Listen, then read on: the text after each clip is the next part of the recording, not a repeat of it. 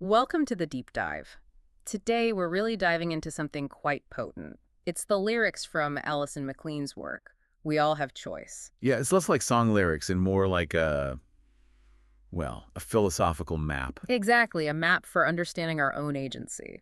So our mission today is basically to pull out those core philosophical ideas tucked into the verses. Kind of a shortcut for you, the listener. Right, a shortcut to grasping this view on, self-awareness, power, and maybe those mental roadblocks we all hit. It's dense stuff, definitely, but really powerful. And hopefully immediately useful. I think so. Yeah. What's really striking is how it just challenges these deep assumptions we have, about where we think we should be going or how change happens. Well, where we look for validation. Right, that's a big one. Huge. It lays out these paradoxes, really. Yeah. The gap between what we say we want and, well, how we actually live. And it doesn't mess around. The opening line just boom sets the stage. Oh, absolutely. We are all looking to go somewhere, but there is nowhere to go because we are already here. That just stops you in your tracks. It really does. It immediately shifts the focus from, like, out there somewhere. To right here, internal presence. Exactly. It makes you look at that constant human thing of always planning the next step, searching for the next place. The somewhere better. Right.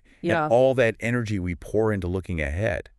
The lyrics imply that's energy we're not using to just see or appreciate, that we're actually okay right where we are now. So that awareness that we are already here, awareness is like step one. But according to this, yeah, Yeah. it's the foundation for actually having agency, for making choices from where you are. Okay, but practically speaking, I mean, how does that work? We're taught to set goals, strive, move forward. Does this mean just stop trying? Well, no, not exactly. It's more about where the striving is focused. See, if you're always striving for a future destination, you're kind of implicitly saying right now isn't good enough. Yeah, deficient. Right. The lyrics seem to suggest the striving should be focused on awareness itself. Remember that line, let us be aware. Yeah. It's a shift, from constantly doing to more consciously being. Recognizing that to choose effectively, you have to be fully present in the moment you're choosing from. Okay, that lands better. A shift in focus, not an end to effort. Precisely. And speaking of shifts, stillness. The way stillness is defined here is, well, it's not what you usually hear. No, it really isn't. We think, quiet the mind, deep breaths, meditation. Standard mindfulness stuff. Yeah, but these lyrics push way past that.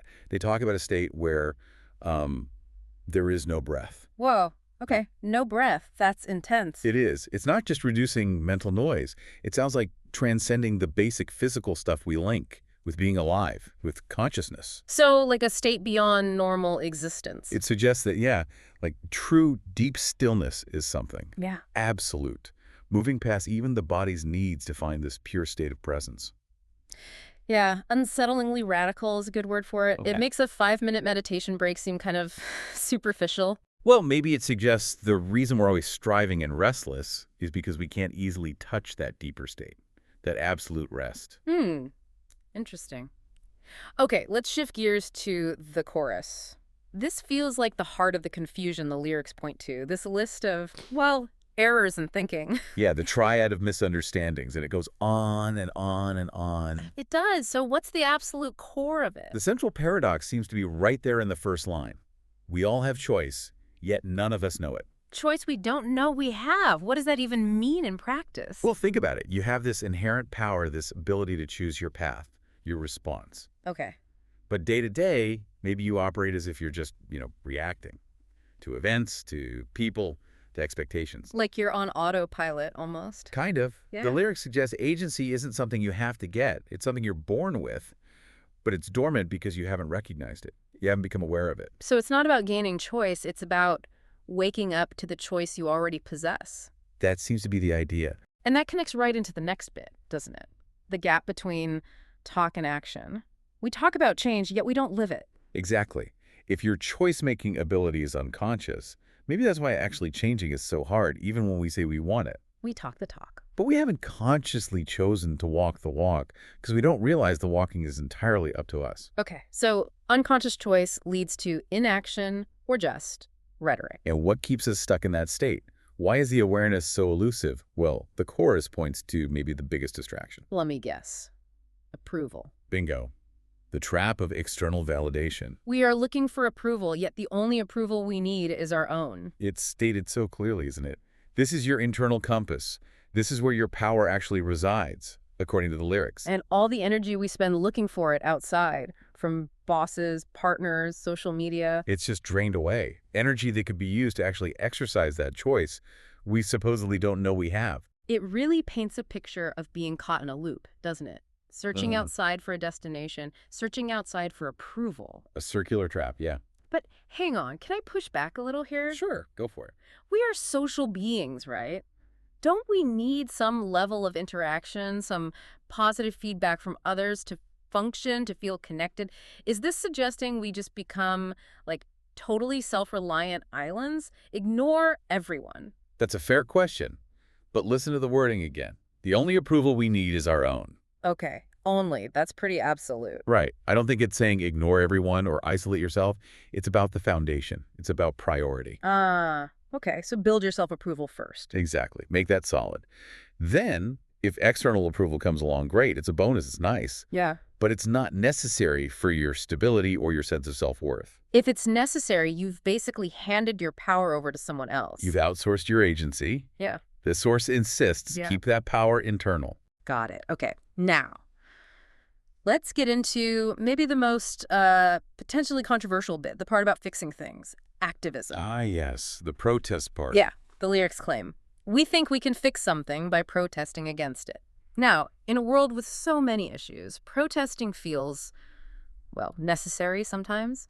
It feels like how you make noise and demand change. What's the supposed pitfall here? The pitfall, according to this framework, is all about where your focus goes. And this is key. Okay. The lyrics state it as a fundamental law, where our focus goes and where energy flows. Right. Heard that before. So if your whole approach is defined by protesting against something you don't want, think about what image, what idea is getting all your attention. The negative thing, the thing you're against. Exactly. You are, by definition, pouring your mental and emotional energy into the vision of the problem. Wait, hold on. Does that mean we should just ignore injustice? Like, if there's a harmful policy, shouldn't we call it out, make it visible? Isn't that necessary? That's the crucial distinction the source forces you to make.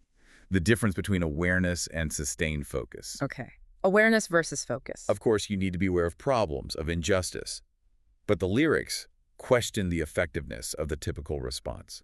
If your whole campaign, your whole mindset is stop X, fight Y, no to Z. Your energy is tied up with X, Y, and Z, the problems. Precisely. The suggestion here, which is quite radical, is that real fixing involves shifting your focus almost entirely, 100%, onto creating the solution. So instead of just protesting, say, pollution, you focus all your energy on designing and building the clean energy tech or the waste reduction system. You shift the energy flow away from feeding the negative picture and towards constructing the positive one. that reframes things significantly. It's like a mental checklist for any action you take, personal or even political. Am I feeding the problem with my attention, or am I feeding the solution? That seems to be the core question it poses, yes. Wow. Okay, let's move towards the end of the lyrics. The theme of non-attachment comes up. And again, it's presented in a way that feels different from the usual advice. Yeah, the whole idea of letting go is sort of dismissed as unnecessary. Why? Why unnecessary? Letting go feels like hard work sometimes. Because the lyrics cut right to the root of it. There is nothing to let go of as there is nothing to hold on to. Nothing to hold on to. Think about it.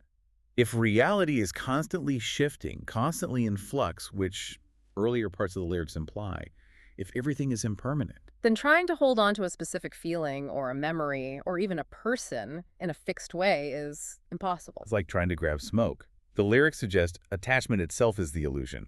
You can't actually hold on to things in that fixed way you imagine. So the effort we spend trying to let go is wasted because there was never really anything firmly grasped in the first place. That's the implication. You Yeah. can't be attached to something that isn't inherently graspable. That really flips the script on dealing with, like, emotional baggage. If the attachment is the illusion, maybe the baggage itself isn't as solid as we think. We just insist on trying to carry it. Exactly. We create the solidity through our insistence on holding on. And this idea, this lack of fixed structure, it seems to lead directly into the final big statement, doesn't it, about judgment? It does. It culminates in this point about perception. The idea that right and wrong aren't, like, built into the universe. Correct. That they are constructs, human-made. The line is, no right or wrong, only us that make it so. Yeah. If you accept the earlier premises were already here, approval is internal, structure is fluid, Yeah. then it kind of logically follows that fixed external moral codes can't really exist as objective truths. They're agreements we make, social conventions, Artifacts of human consciousness, yeah. Not universal laws, according to this perspective. which puts, well, all the responsibility on us then. Totally. Radical responsibility. If there's no external rulebook, then we are the ones who decide what has value, what's ethical. We construct our own subjective reality, including its moral landscape. We are the final judges because the universe doesn't offer a verdict. That's the stark conclusion, yeah. Wow. Okay, so let's try to recap the big nuggets we've pulled out here. All right. 1, searching for a destination out there is kind of futile because presence is key. We're already here. 2, looking for external approval is a major energy drain. The only approval that truly matters has to come from within. 3, focusing energy on protesting against a problem might inadvertently keep it alive. Focus needs to shift towards actively creating the desired solution. 4, attachment is perhaps an illusion because reality isn't fixed enough to hold on to.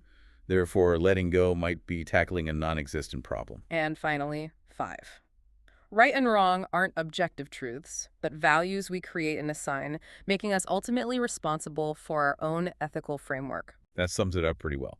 And taken together, this whole deep dive gives you, the listener, a kind of cognitive toolkit. A way to check your own motivations. Exactly. Are you operating from that place of unaware choice the lyrics mention? Or are you starting to integrate this idea that the real power, the real approval, is internal? It definitely pushes the focus inward, Mm-hmm. away from external striving and validation, towards internal awareness and intentional focus. Which brings us back to that central paradox, maybe for a final thought. Go on. If, as the lyrics state, we all have choice, but none of us know it, how do you actually make that jump from being unaware of your choice to consciously living it? The knowing is the key. Right. And if focus directs energy, what's one small shift, one tiny adjustment in where you put your focus today, maybe away from something you're resisting towards something you want to build that could start to prove to yourself that this inherent choice is actually real? What could you test?